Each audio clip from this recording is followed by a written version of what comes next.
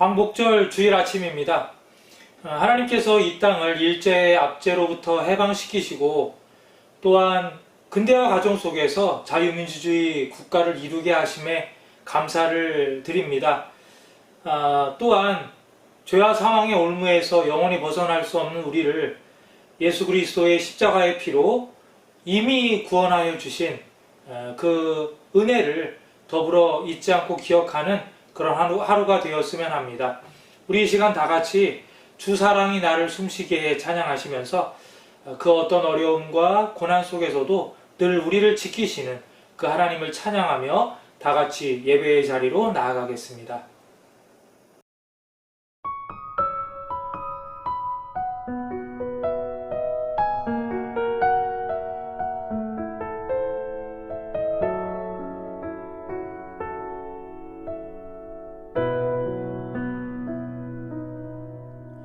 주 사랑이 나를 숨쉬게 해 세상 그 어떤 어려움 속에도 주 은혜로 나를 돌보시며 세상 끝날까지 지켜주시네.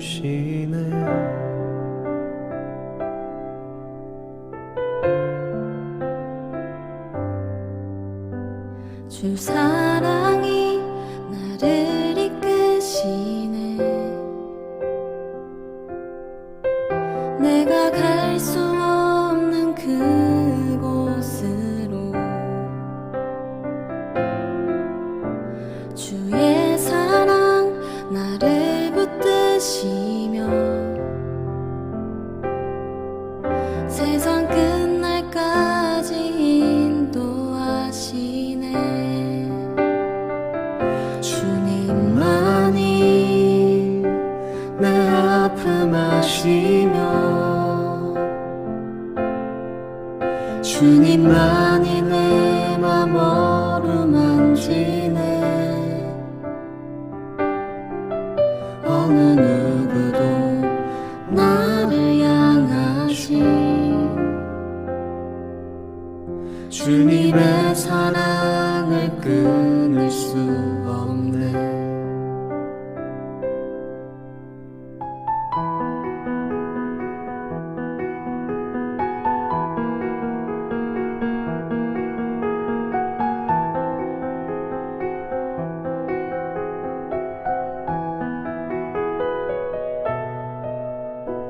주 사랑이 나를 이끄시네.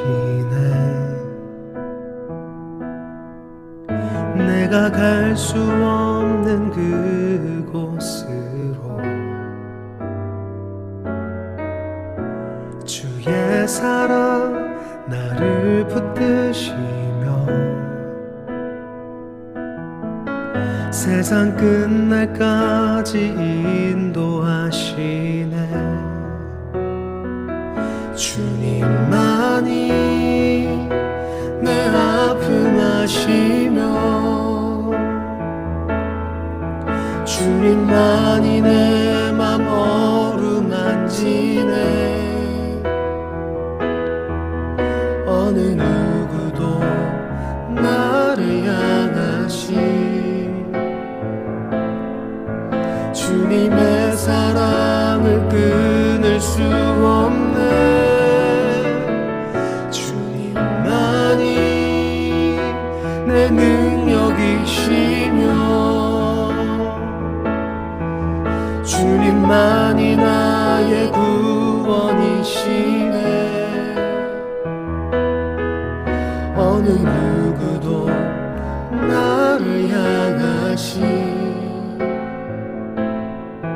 주님의 사랑을 끊을 수 없네.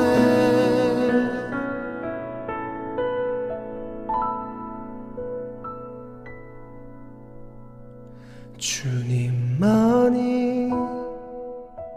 내 능력이시며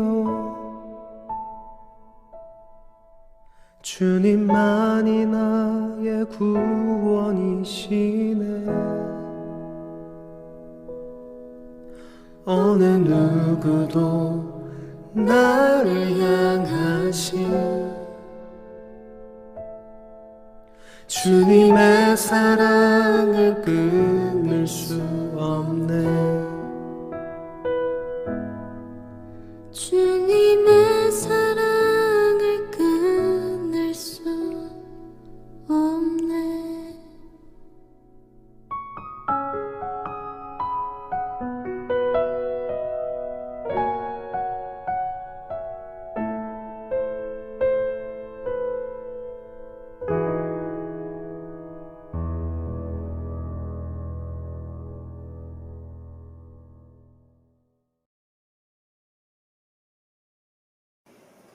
여호와 우리 하나님이여 우리를 구원하사 여러 나라로부터 모으시고 우리가 주의 거룩하신 이름을 감사하며 주의 영예를 찬양하게 하소서. 여호와 이스라엘의 하나님을 영원부터 영원까지 찬양할지어다. 모든 백성들아 아멘 할지어다. 할렐루야. 아멘.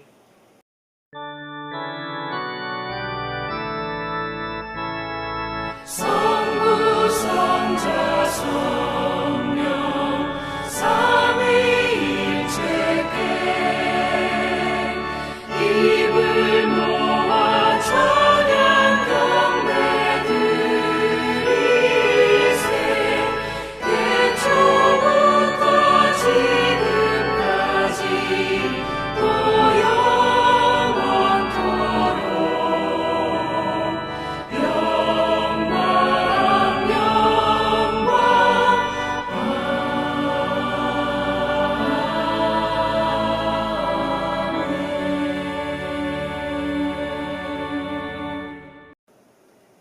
우리의 힘과 능력이 되시는 하나님 아버지 감사합니다.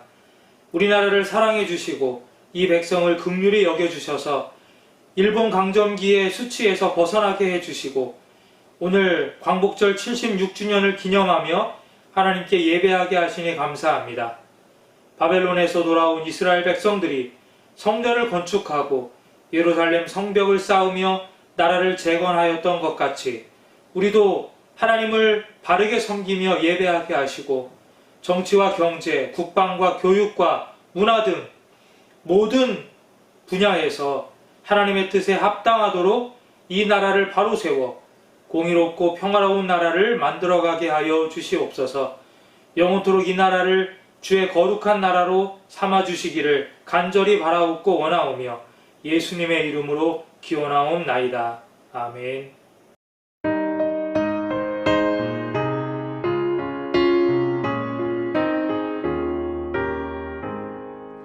하나님이 내게 있으면 그리 떠나지고 내 구주 주시는 종을 늘 찬송하겠네. 내 은혜로우신 하나님 날 도와주시고 그 크신 영광 넓히며 알게 하소서.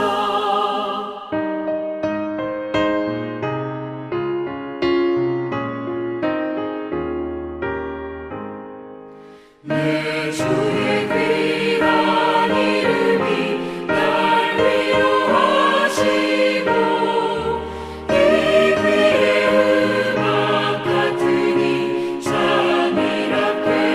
잠이랍게도다. 내 죄의 권세 깨뜨려 그들 바꾸시고 이 추한 마음을 비로소 고정케 하셨네.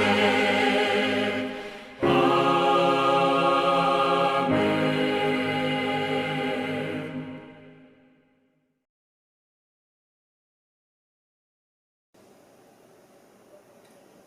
나는 전능하신 아버지 하나님 천지의 창조주를 믿습니다. 나는 그의 유일하신 아들 우리 주 예수 그리스도를 믿습니다. 그는 성령으로 잉태되어 동정녀 마리아에게서 나시고 본디오 빌라도에게 고난을 받아 십자가에 못 박혀 죽으시고 장사된 지 사흘 만에 죽은 자 가운데서 다시 살아나셨으며 하늘에 오르시어 전능하신 아버지 하나님 우편에 앉아 계시다가 거기로부터 살아있는 자와 죽은 자를 심판하러 오십니다. 나는 성령을 믿으며 거룩한 공교회와 성도의 교제와 죄를 용서받는 것과 몸의 부활과 영생을 믿습니다. 아멘.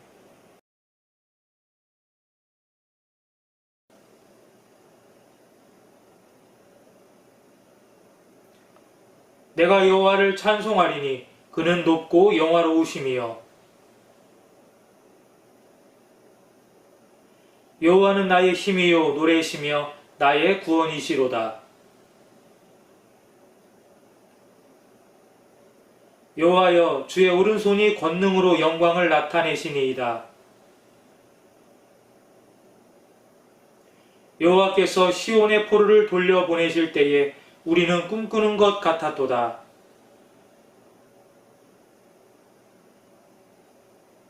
그때 문나라 가운데에서 말하기를 여호와께서 그들을 위하여 큰 일을 행하셨다 하였도다.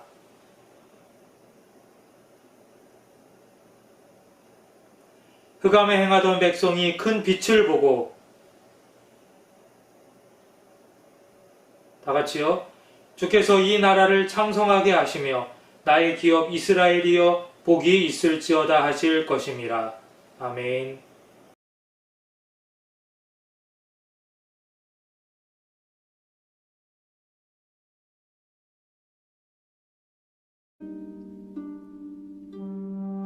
나 다니엘에게 처음에 나타난 환상 후 벨사살 왕 제3년에 다시 한 환상이 나타나니라. 내가 환상을 보았는데 내가 그것을 볼 때 내 몸은 엘람 지방 수산성에 있었고 내가 환상을 보기는 을레 강변에서이니라. 내가 눈을 들어 본즉 강가에 두 뿔 가진 순양이 섰는데 그 두 뿔이 다 길었으며 그중 한 뿔은 다른 뿔보다 길었고 그 긴 것은 나중에 난 것이더라. 내가 본즉 그 순양이 서쪽과 북쪽과 남쪽을 향하여 받으나 그것을 당할 짐승이 하나도 없고 그 손에서 구할 자가 없으므로 그것이 원하는 대로 행하고 강하여졌더라. 내가 생각할 때에 한 순념수가 서쪽에서부터 와서 온 지면에 두루 다니되 땅에 닿지 아니하며 그 염소의 두 눈 사이에는 현저한 뿔이 있더라. 그것이 두 뿔 가진 순양 곧 내가 본 바 강가에 섰던 양에게로 나아가되 분노한 힘으로 그것에게로 달려가더니 내가 본즉 그것이 순양에게로 가까이 나아가서는 더욱 성내어 그 순양을 쳐서 그 두 뿔을 꺾으나 순양에게는 그것을 대적할 힘이 없으므로 그것이 순양을 땅에 엎드러뜨리고 짓밟았으나 순양을 그 손에서 벗어나게 할 자가 없었더라. 순념수가 스스로 심히 강대하여 가더니 강성할 때 그 큰 뿔이 꺾이고 그 대신에 현저한 뿔 넷이 하늘 사방을 향하여 났더라. 그중 한 뿔에서 또 작은 뿔 하나가 나서 남쪽과 동쪽과 또 영화로운 땅을 향하여 심히 커지더니 그것이 하늘 군대에 미칠 만큼 커져서 그 군대와 별들 중에 몇을 땅에 떨어뜨리고 그것들을 짓밟고 또 스스로 높아져서 군대의 주제를 대적하며 그에게 매일 드리는 제사를 없애버렸고 그의 성소를 헐었으며 그의 악으로 말미암아 백성이 매일 드리는 제사가 넘긴 바 되었고 그것이 또 진리를 땅에 던지며 자의로 행하여 형통하였다.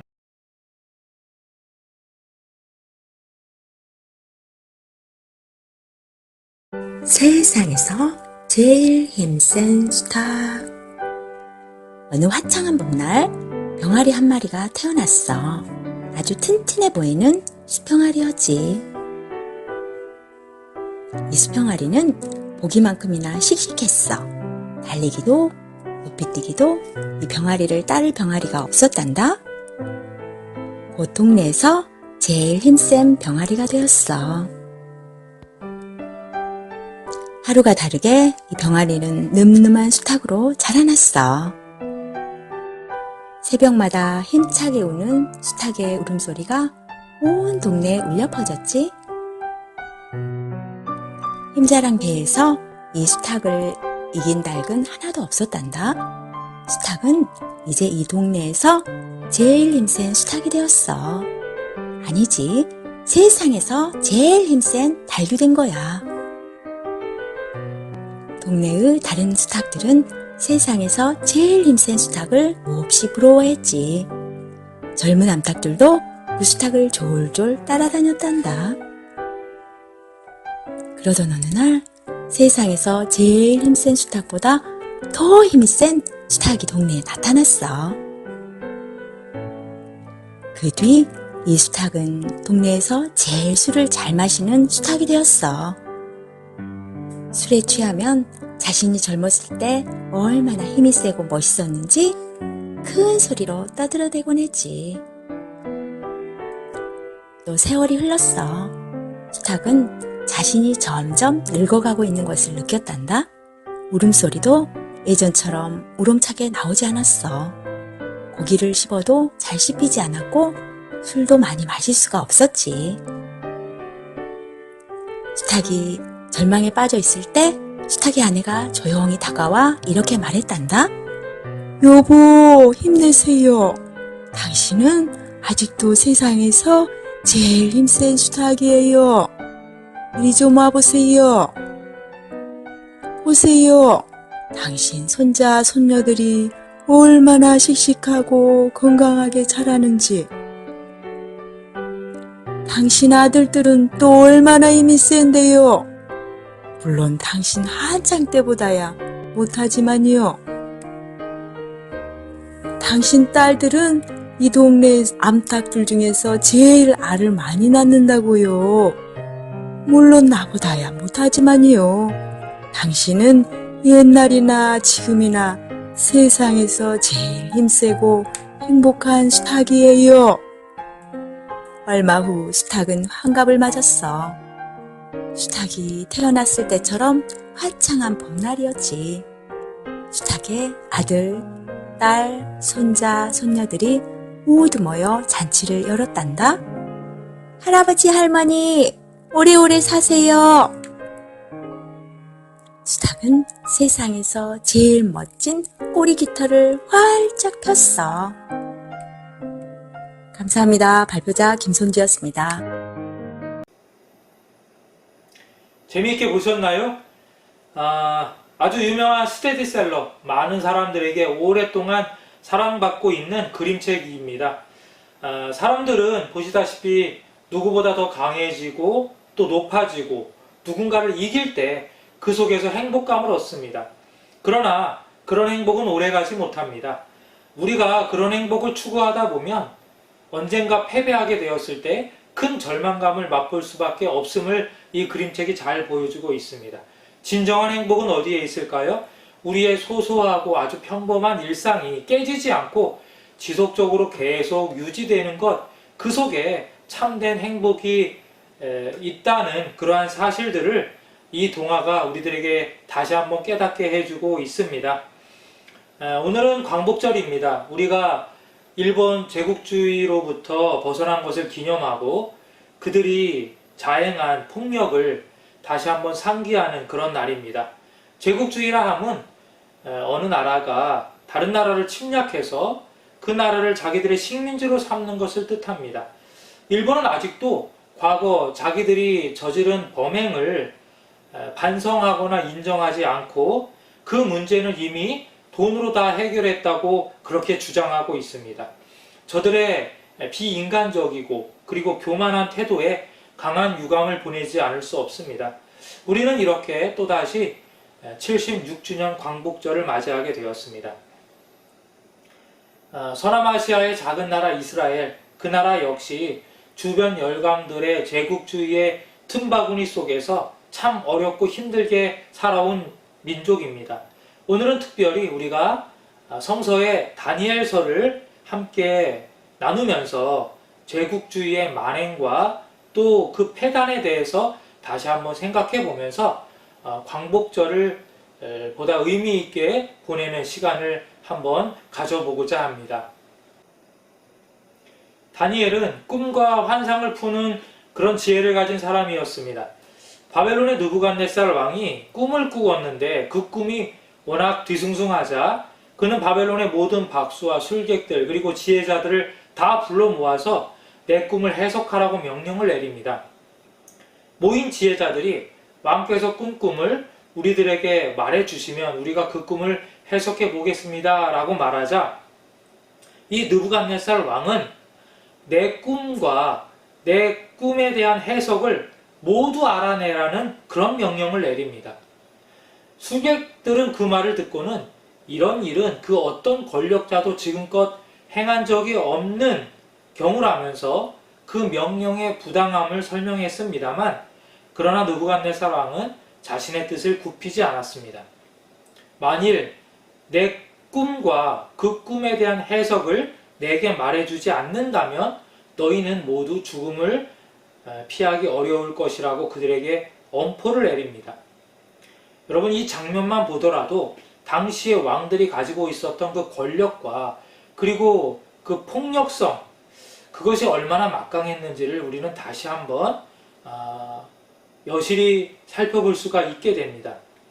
그런데 그 지혜자 중 하나인 다니엘이 이 느부갓네살 왕이 꾼 꿈과 그리고 그 해석을 다 그에게 말해줍니다. 이처럼 다니엘은 꿈과 환상을 푸는 탁월한 지혜를 가진 사람이었습니다. 물론 그 지혜는 하나님께로부터 온 것이었습니다. 다니엘은 그의 생애 초반에는 주로 그 나라를 다스리는 왕들이 꾼 꿈과 그리고 그들의 환상들을 풀어주는, 해석해주는 그런 역할을 감당했다면 후반에 가서는 본인이 직접 꿈을 꾸고 그리고 그 꿈의 의미를 천사를 통해 듣게 되는 그런 경험을 하게 되는데 오늘 우리가 읽은 본문 말씀은 후반부에 해당되는 그런 말씀이라고 할 수 있겠습니다. 오늘 본문에서 다니엘이 환상 중에 본 것이 무엇입니까? 다니엘이 본 것은 강가에 서 있는 한 마리 순양이었습니다.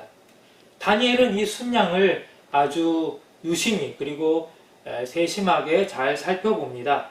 아마도 다니엘은 이 순양을 전체적으로 잘 살펴보았을 것입니다만 그러나 특별히 다른 신체 부위에 대해서는 전혀 언급하지 않고 오직 두 뿔에 대해서만 이야기를 하고 있습니다. 그래서 우리는 이 순양이 어떤 모양을 하고 있는지 또 그 색깔은 어땠는지 이런 것에 대해서는 전혀 알 수가 없습니다.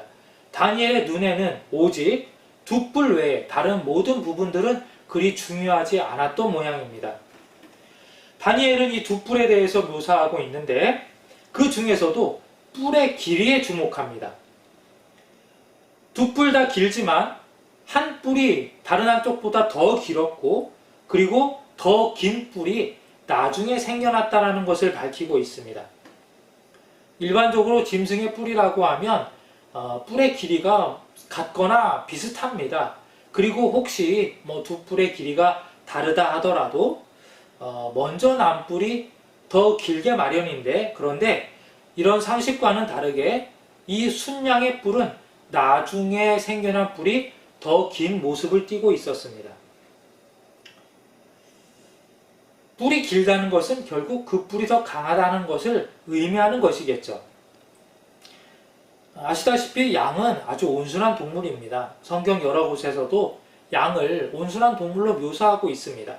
그래서 우리는 양하면 주로 떠오르는 것이 푹신푹신한 양털을 떠올리게 되죠. 그런데 다니엘은 양을 보았는데 그 양의 뿔에 주목하였고 그 뿔의 특징을 아주 상세하게 묘사하고 있습니다. 이것이 무엇을 의미할까요? 이 양은 우리가 생각하는 그런 온순한 양이 아니었다라는 겁니다. 뿔은 힘을 상징합니다.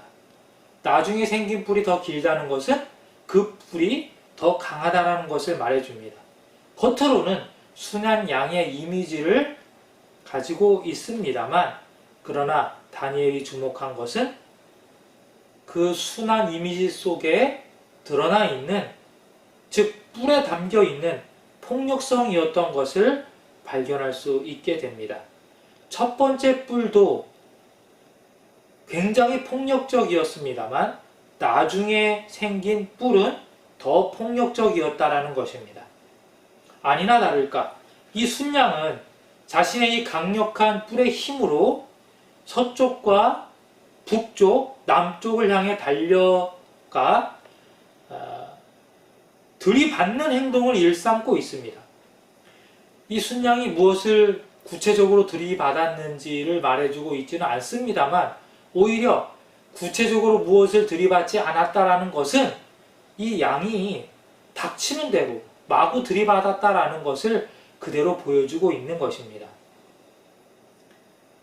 이 양이 겉으로는 양이지만 얼마나 폭력적이었는가를 그대로 살펴볼 수 있습니다.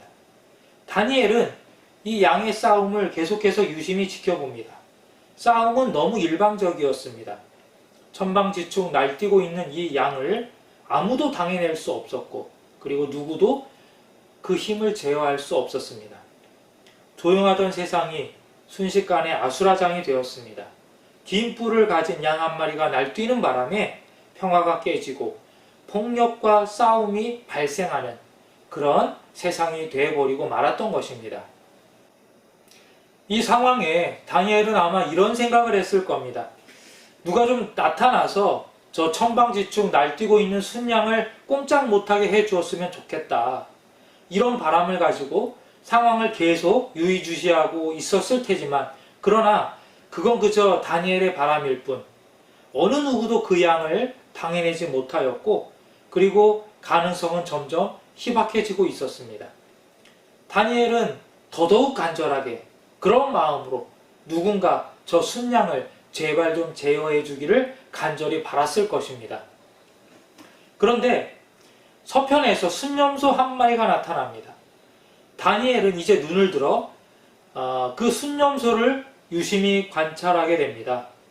그는 저 순념소가 순양을 제어할 만한 힘이 있는지를 살폈습니다. 그런데 이 순념소는 다니엘의 기대에 부응했습니다. 순념소는 등장하자마자 온 세상을 돌아다니는데 그 발이 땅에 닿지 아니하였다라고 말합니다.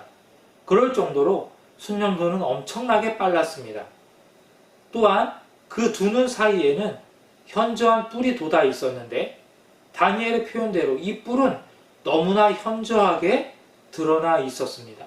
즉, 유심히 관찰할 필요도 없이 그냥 눈에 확 띌 정도로 그야말로 엄청나게 크고 긴 뿔이었습니다. 다니엘의 기대대로 순념소는 순양에게 싸움을 겁니다. 6절을 보면 순념소는 분노한 힘으로 순양에게 달려들었고 또 7절에서는 더욱 성내어 순양을 쳤다고 기록합니다. 순념소가 얼마나 강력한 힘으로 순양을 들이받았는지 우리는 상상해 볼 수 있습니다. 순념소는 순양과는 비교도 안 되는 엄청난 힘으로 순양을 사정없이 들이받아 넘어뜨립니다. 그렇게 자신만만하여 세상을 호령하던 순양도 이 무지막지한 순념소에게는 더 이상 맞설 수가 없었습니다.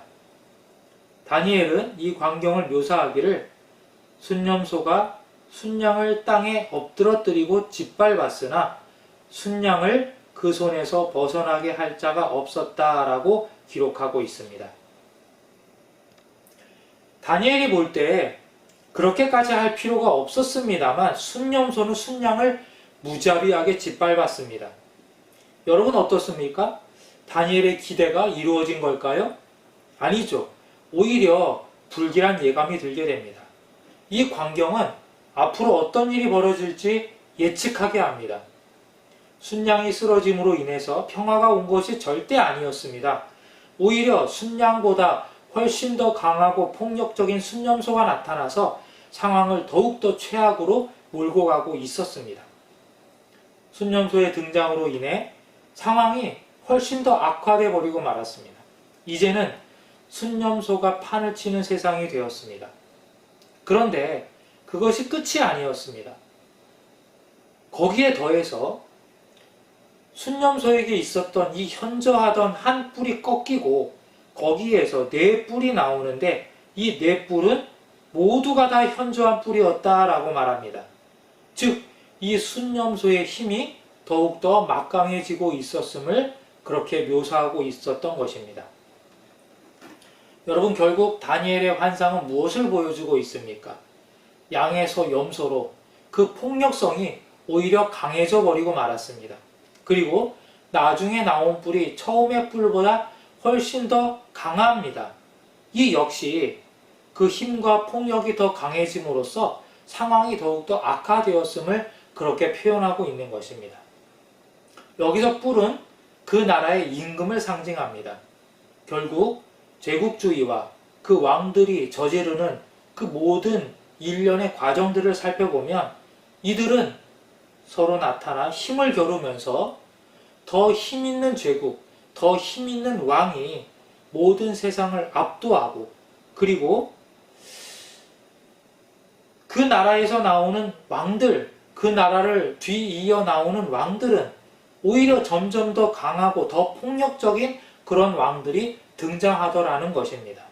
이것이 다니엘이 본 순양과 순념소의 환상이었습니다. 인류의 역사는 다니엘이 본 환상과 같이 끊임없는 침략과 폭력의 제국주의적 역사였습니다. 그 역사는 세계제 2차 대전까지 이어졌고, 그리고 1945년에야 비로소 모든 것이 종식되었습니다. 우리나라도 2차 대전을 일으킨 일본이라는 순양 또는 이 순념소에게 들이바치는 과거, 즉 일제 식민지라는 아픈 역사가 있었습니다. 그러나 과연 이 제국주의의 싸움이 세계 제2차 대전으로 완전히 종식된 것일까요? 아니면 앞으로도 또 이어지게 될까요? 총과 칼이라는 무기만 바뀌었을 뿐이지 여전히 각 나라들은 끊임없는 힘의 전쟁을 지금도 계속하고 있습니다. 제국주의는 아직 끝나지 않았고 이 싸움은 인류 역사가 계속되는 한 아마 끝나지 않을 것입니다. 그러나 여러분, 한 가지 기억합시다. 거시적인 관점에서 보면 하나님께서는 이런 방식으로 세상을 다스리고 계십니다. 즉, 자기 민족이 죄를 짓고 하나님으로부터 떠나면 하나님께서는 다른 악하고 강한 나라를 통해서 그 백성의 죄를 깨닫게 하시고 그리고 회개하게 하십니다. 그리고 그 악하고 강한 나라, 그 나라는 그보다 더 악하고 강한 나라를 통해 심판하십니다. 여러분 어떻습니까? 더 악한 나라를 통해서 악한 나라를 심판한다. 그러면 세상이 어떻게 될까요? 점점 더 악하고 최악의 상황으로 갈 수밖에 없지 않겠습니까? 그렇게 생각할 수밖에 없습니다. 그런데 여러분, 오늘 본문 말씀을 보십시오. 악한 순양이 더 악한 순념소에 의해서 심판을 받지 않았습니까? 그러면 순념소는 과연 어떻게 되었을까요? 이 순념소는 급기야 하늘을 상대로 싸움을 걸고 있습니다. 세상에서 가장 악하고 강한 나라는 결국 하나님께 도전장을 내미는 모험을 감행하게 됩니다. 오늘 본문의 10절부터 12절 말씀입니다. 그것이 하늘 군대에 미칠 만큼 커져서 그 군대와 별들 중에 몇을 땅에 떨어뜨리고 그것들을 짓밟고 또 스스로 높아져서 군대의 주제를 대적하며 그에게 매일 드리는 제사를 없애버렸고 그의 성소를 헐었으며 그의 악으로 말미암아 백성이 매일 드리는 제사가 넘긴 바 되었고 그것이 또 진리를 땅에 던지며 자의로 행하여 형통하였더라.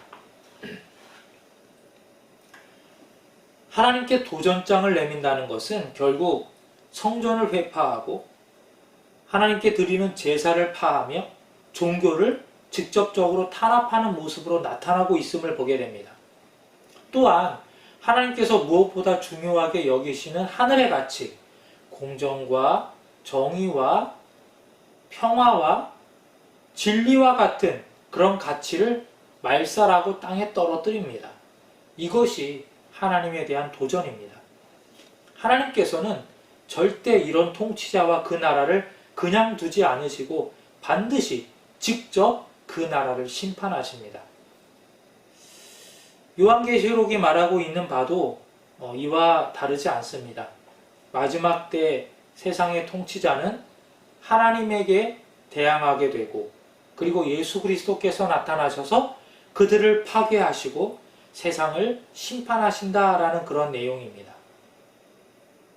이러한 역사는 사실 과거로부터 지금까지 끊임없이 반복되고 되풀이되어 왔으며, 그리고 마지막 때 최후의 순간, 그야말로 최후의 때에는 하늘에서 아마겟돈 전쟁이 벌어지게 될 것이고, 예수 그리스도께서 승리하심으로써 최종적인 이 나라의 왕으로 임하시게 되며, 그 순간 하나님의 나라가 이 땅 가운데 도래하게 될 것이다.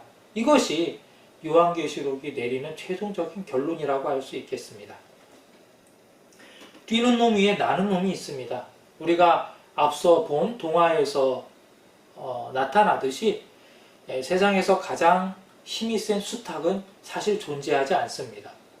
지금은 내가 제일 힘이 센 것 같지만, 그러나 오래지 않아 나보다 더 힘이 센 녀석이 반드시 등장합니다. 다니엘은 이 순양과 순념소의 환상을 보았습니다만, 그러나 이 상황이 순념소의 승리로 모든 것이 다 끝났다라는 것을 말하는 것이 절대 아닙니다. 역사는 끊임없이 반복되어 왔으며, 그리고 결과적으로 최종적인 승리는 하나님께 있었으며, 하나님께서는 악을 심판하신다라는 것을 직접적으로 우리들에게 보여주고 있는 것입니다. 8월 광복절을 맞아 우리나라의 해방을 기념하면서 일본 제국주의가 이 땅에 저지른 온갖 만행과 폭력을 절대 잊지 말아야 하겠습니다. 그들이 얼마나 많은 사람들을 학대하였고, 또 기독교를 무자비하게 짓밟았으며, 자유와 공정과 진리와 정의를 무너뜨렸는지를 우리는 잊지 말고 기억해야만 합니다. 왜요? 우리가 힘을 키워서 그들에게 복수하려는 목적이 절대 아닙니다. 우리도 그렇게 하다가는 똑같이 멸망할 수 있다는 것을 기억하기 위함입니다. 역사는 계속 반복됩니다. 인류의 제국주의적 역사, 지금 잠시 숨어 있을 뿐이지 절대 사라진 것이 아닙니다. 언제 다시 그 발톱을 드러낼지 모릅니다.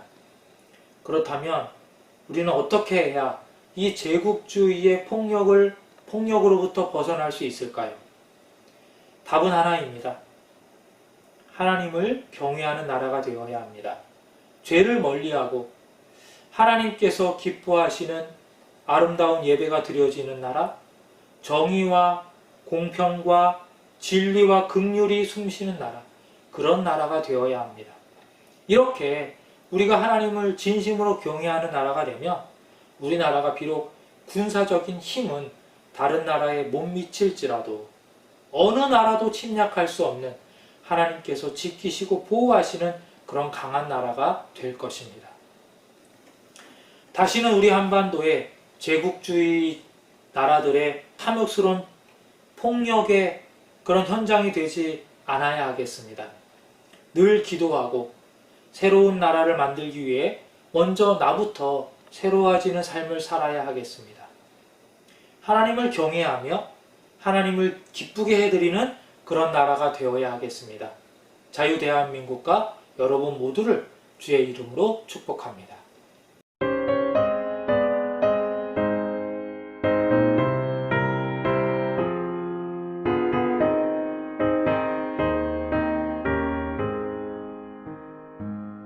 주여 지난 밤 내 꿈에 배었으니 그 꿈 이루어 주옵소서. 밤과 아침에 계시로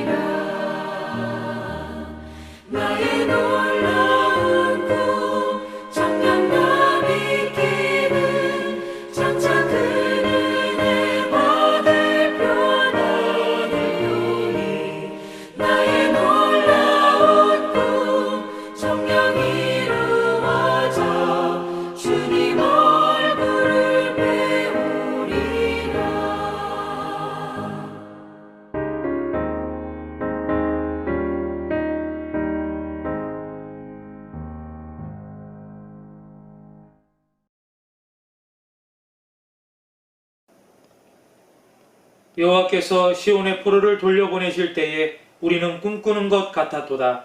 그때 우리 입에는 웃음이 가득하고 우리 혀에는 찬양이 찼었도다. 아멘.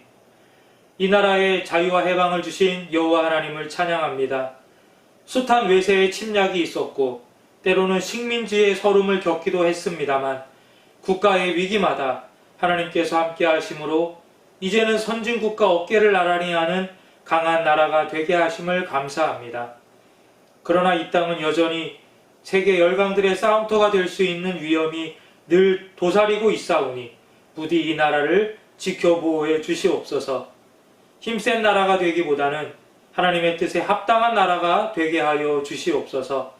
가난하고 소외된 사람이 없는 나라, 차별이 없이 모두에게 공정한 나라, 생명과 재산을 안전하게 보호받는 나라, 자연과 환경이 잘 보존되는 나라, 그런 깨끗한 나라, 안전한 나라가 되게 하여 주시옵소서. 세상의 어떤 권세도 흔들 수 없는 하나님께서 보호하시는 복되고 귀한 나라가 되게 하여 주시옵소서. 예수님의 이름으로 기도합니다. 아멘.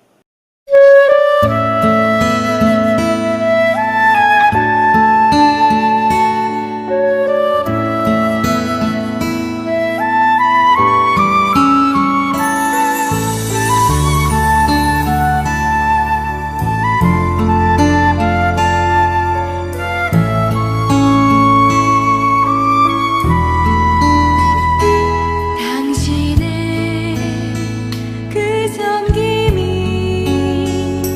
전국에서 해같이 빛나리. 당신의 그 겸손이 전국에서 해같이 빛나리. 당신의 그 믿음이 전국에서 해같이 빛나리. 당신의 그 충성이 전국에서 해같이 빛나리. 주님이 기억하시면 족하리. 예수님 사랑으로 가득한 모습, 천사도 흠모하는 아름다운 그 모습, 전국에서 해같이 빛나리.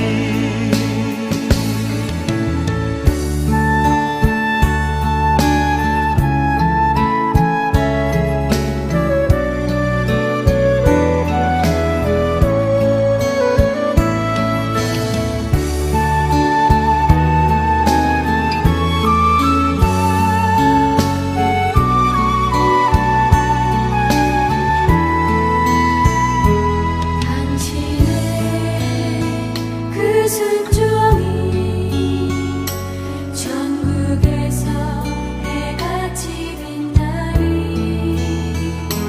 당신의 그 사랑이 전국에서 해같이 빛나리. 당신의 그 찬송이 전국에서 해같이 빛나리. 당신의 그 헌신이 전국에서 해같이 빛나리. 주님이 기억하시면 족하리. 불타는 사명으로 가득 찬 모습, 천사도 흠모하는 아름다운 그 모습, 전국에서 해같이 빛나리. 천사도 흠모하는 아름다운 그 모습, 전국에서 해같이 빛나리.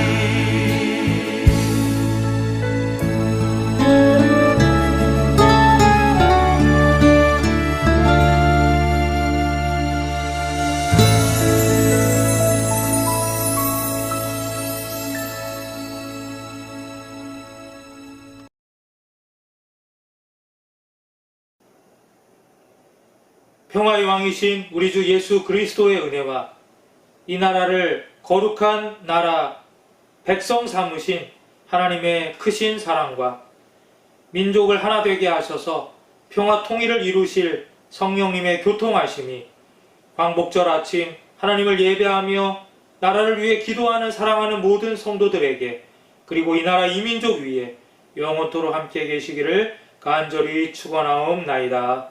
아멘.